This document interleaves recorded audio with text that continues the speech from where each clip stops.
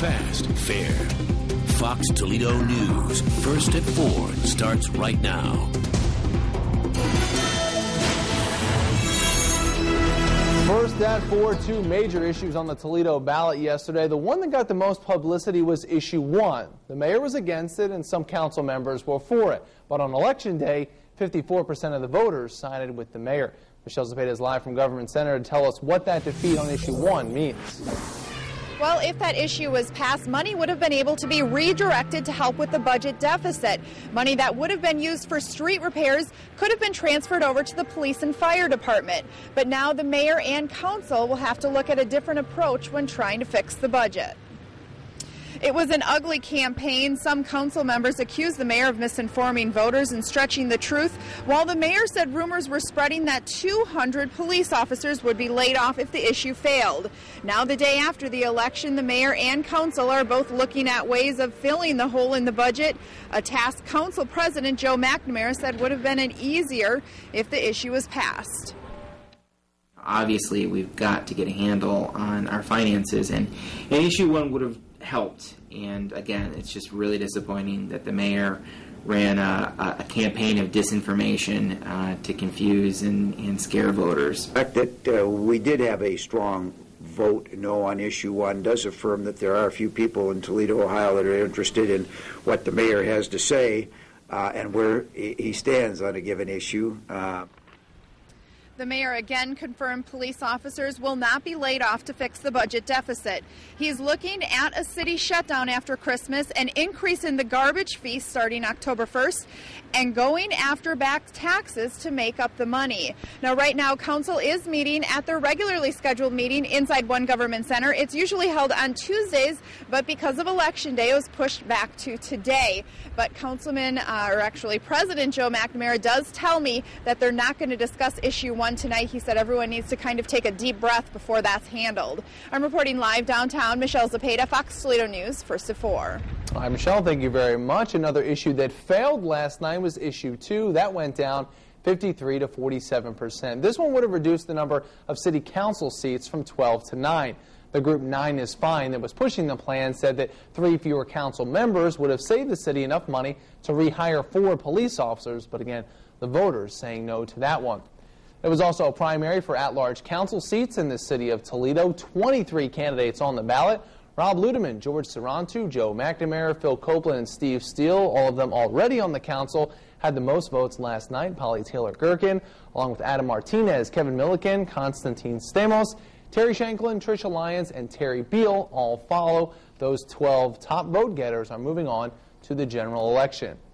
Now, the big one last night, the top contenders for Toledo's next mayor were narrowed down from 6 to 2. Independent Mike Bell and Democrat Keith WILKOWSKI will face off in November. They were the top 2 vote getters. You can see it right here. WILKOWSKI actually edging out Bell last night, 31 to 29. They all beat Jim Moody, D. Michael Collins, Ben Conop, and Opal Covey. Fox Toledo's Heather Miller is live now with the reaction from the mayoral candidates. Now, but moving on. Yeah, well, there's no rest for the weary, I guess. Fresh off their primary wins, Mike Bell and Keith WILKOWSKI have just 8 weeks to convince voters that they are the best man to go on and become Toledo's next mayor. Democrat Keith WILKOWSKI waited patiently with his supporters for the results to come in last night. The mood remained upbeat and the numbers trickled in. Eventually, WILKOWSKI became the top vote getter with 31% of the vote. And now, with the Tuesday primary behind him, his attention turns to November. What we'll do is continue to take our message to turn Toledo's economy around to the voters of Toledo, making sure that we can put people to work in manufacturing and construction and in transportation. It was a similar situation at independent Mike Bell's primary election celebration. The former Toledo fire chief and state fire marshal says his win of 29% of the vote shows people are tired of politics as usual. I feel that we're going to stay competitive. The bottom line is to win it in November. This is a great test of the volunteers that I have working with me.